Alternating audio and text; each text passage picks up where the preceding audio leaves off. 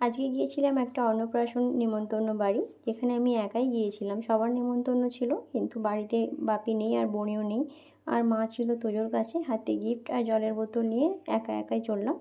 এখানে গোপাল ঠাকুরকে প্রথমে দর্শন করলাম, প্রণাম করলাম। আর এই দিকে হচ্ছিল অন্নপ্রাশন উপলক্ষে গোপাল ঠাকুর এসেছে, সাথে শ্রীমদ্ ভগবদ্ গীতা পাঠ।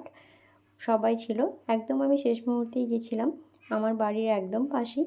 তো এখন হচ্ছে বাতাসা হরিলুট, ভগবদ্ গীতা পাঠ শেষ হয়ে গিয়েছে। আর সবাই এখানে দেখো কত আনন্দ করে বাতাসা হরিলুট হচ্ছে। আচ্ছা, তোমরাও কে কে পছন্দ করো এরকম এই মানে কোনো হরে কৃষ্ণ কীর্তন মহোৎসব বা এই হরিলুট, এগুলো কেমন লাগে তোমাদের কমেন্টে জানিও। আমার তো ভীষণ ভালো লাগে। আমিও কয়েকটা বাতাসা কুড়িয়েছিলাম, তারপর এখানেই আমি রেখে দিয়ে চলে এসেছি বাড়িতে। তো চলো, এদিকে খাওয়া দাওয়ার ব্যবস্থা হয়েছে।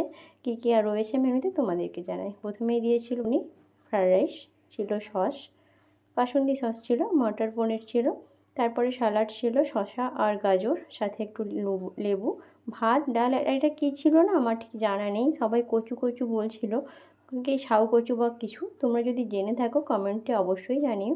আর তারপর ছিল এঁচোড়, আমের চাটনি, পায়েস। পায়েস তো থাকবেই অন্নপ্রাশন মানে। তারপর ছিল দই, আর এই দিকে ছিল পাঁপড় ভাজা। মেনু এখানে শেষ। খাওয়া দাওয়া করে আমিও একা একা বাড়ির দিকে রওনা দিলাম। আমার ছোট্ট মিনি ব্লগ কেমন লাগলো কমেন্ট জানাতে একদম ভুলো না।